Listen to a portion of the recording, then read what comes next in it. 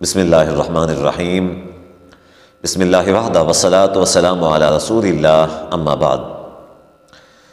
سفر کی حالت میں کتنے دن تک نماز قصر کی جا سکتی ہے، اس حوالے سے شریعت کیا کہتی ہے؟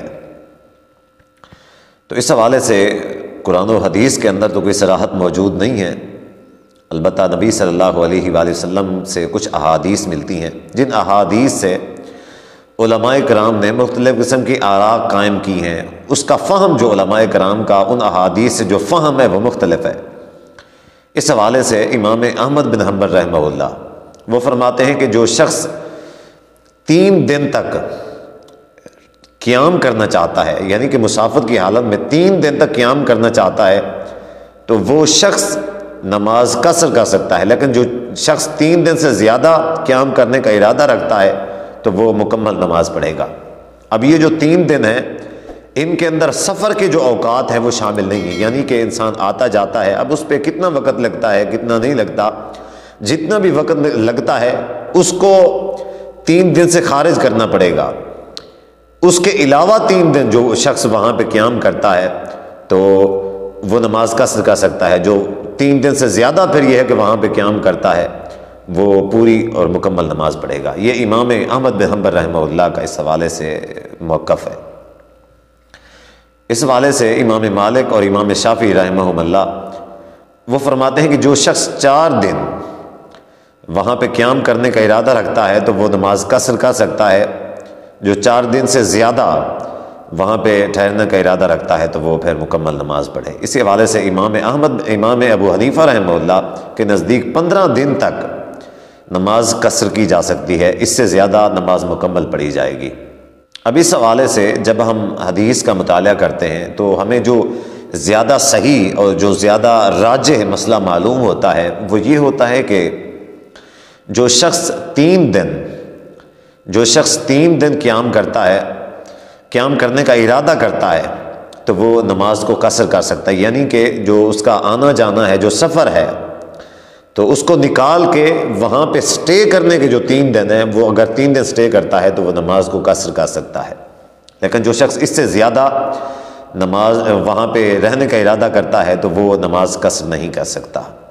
اب اس حوالے سے کچھ علماء کرام یہ کہتے ہیں کہ 19 دن تک نماز قصر کی جا سکتی ہے۔ اس کی دلیل میں صحیح البخاری کی حضرت عبداللہ بن عباس رضی اللہ تعالیٰ عنہ کا ایک قول ہے، فرماتے ہیں کہ نبی صلی اللہ علیہ وآلہ وسلم 19 دن تک آپ صلی اللہ علیہ وآلہ وسلم نے نماز قصر کی۔ اب یہ جو ہے یہ فتح مکہ کے موقع کے اوپر نبی صلی اللہ علیہ وسلم کا یہ عمل ہے، تو اسی وجہ سے وہ علماء کہتے ہیں کہ 19 دن تک جو شخص سٹے کرنے کا ارادہ رکھتا ہے وہ نماز قصر کرے گا، جو 19 دن سے زیادہ کا ارادہ کرتا ہے پھر وہ یہ ہے کہ مکمل نماز پڑھے گا۔ لیکن جب ہم اس حدیث کے اوپر غور کرتے ہیں کہ نبی صلی اللہ علیہ وآلہ وسلم نے وہاں پہ کتنے دنوں تک قیام کیا تھا اور کتنے دن سفر کیا تھا، تو اس سے یہ بات واضح طور پہ سمجھ آتی ہے کہ وہاں پہ جو نبی صلی اللہ علیہ وآلہ وسلم کا قیام تھا مکہ کے اندر وہ 3 دن ہی تھا صرف اور صرف، باقی کے جو ایام تھے وہ سفر کی حالت میں تھے، قیام 3 دن کا تھا۔ تو اس سے واضح طور پہ یہ بات سمجھ میں آتی ہے کہ قیام اگر کرنے کا کوئی شخص ارادہ رکھتا ہے تو وہ 3 دن تک تو وہ نماز کو قصر کر سکتا ہے، اگر اس سے زیادہ کا ارادہ رکھتا ہے وہ نماز کو مکمل پڑھے گا۔ اب یہ تو قصدن چیز ہے، یعنی کہ کوئی شخص ایک پلاننگ کر کے یا ارادہ کر کے سفر کرتا ہے تو وہ ایک علیحدہ چیز ہے، لیکن ایک شخص ہے سفر کرتا ہے کہ میں فلاں جگہ پہ جا رہا ہوں تو 2 دن وہاں پہ میں سٹے کروں گا، اس کے بعد پھر میں واپس آ جاؤں گا۔ اب وہ 2 دن جاتا ہے تو 2 دن کے اندر وہ جس کام کی غرض سے گیا تھا وہ کام نہیں ہوتا، تو وہ ارادہ کرتا ہے یا سوچتا ہے، اس کو لگتا ہے کہ یہ کام شاید کل کو ہو جائے گا، اب وہ کام پھر اگلے دن بھی نہیں ہوتا، تیسرے دن بھی نہیں ہوتا، پھر وہ یہ ہے کہ چوتھے دن کی امید کرتا ہے یا ارادہ رکھتا ہے، پھر چوتھے دن بھی نہیں ہوتا۔ تو اگر اس طریقے سے اس کا غیر ارادی طور پہ قیام ہے وہ جتنے دنوں تک بھی چلا جائے، اس حوالے سے شریعت کے اندر کوئی میعاد مقرر نہیں ہے، جتنے دنوں تک بھی چلا جائے اتنے دنوں تک کوئی بھی شخص نماز کو قصر کر سکتا ہے۔ اس حوالے سے صحابہ رضی اللہ عنہم اجمعین کا عمل ملتا ہے۔ عبداللہ بن عمر رضی اللہ تعالیٰ عنہ آذربائیجان جاتے ہیں. وہاں پہ ان کے حوالے سے یہ ہے کہ وہاں پہ برف باری ہوتی ہے، راستہ بند ہو جاتا ہے. وہاں پہ 6 مہینے قیام کرتے ہیں. تو 6 مہینے حضرت عبداللہ بن عمر رضی اللہ تعالیٰ عنہما نماز کو قصر کرتے ہیں. اسی طرح دوسرے اور صحابہ سے بھی حضرت ابو ہریرہ رضی اللہ تعالیٰ سے 7 مہینے نماز قصر کرنا ملتا ہے. اسی طرح اور صحابہ سے بھی طویل عرصے کے لیے نماز قصر کرنا ملتا ہے، حضرت سعد رضی اللہ تعالیٰ سے بھی. تو خلاصہ کلام یہ ہے کہ جو شخص 3 دن تک قیام کرنے کا ارادہ رکھتا ہے تو وہ یہ ہے کہ وہ نماز کو قصر کر سکتا ہے. جو اس سے زیادہ کا ارادہ کرتا ہے وہ نماز مکمل پڑھے گا. لیکن اگر کوئی شخص ارادی طور پہ، غیر ارادی طور پہ کسی ایسے سفر پہ نکلتا ہے جس میں اس کی واپسی کا کوئی چانس نہیں ہے، آج آ جائے، کل آ جائے، پرسوں کو واپس آ جائے، اس کا کام ہو جائے اور واپس آ جائے، لیکن اس کو خود کو اس چیز کا پتہ نہیں ہے کہ یہ کام کب ہوگا، تو کب میں واپس جا سکتا ہوں، تو اس حوالے سے یہ ہے کہ وہ پھر لمبی مدت تک بھی نماز کو قصر کر سکتا ہے. اب اس حوالے سے یہ ہے کہ نماز کون کون سی نمازیں کتنی کتنی قصر کی جا سکتی ہیں.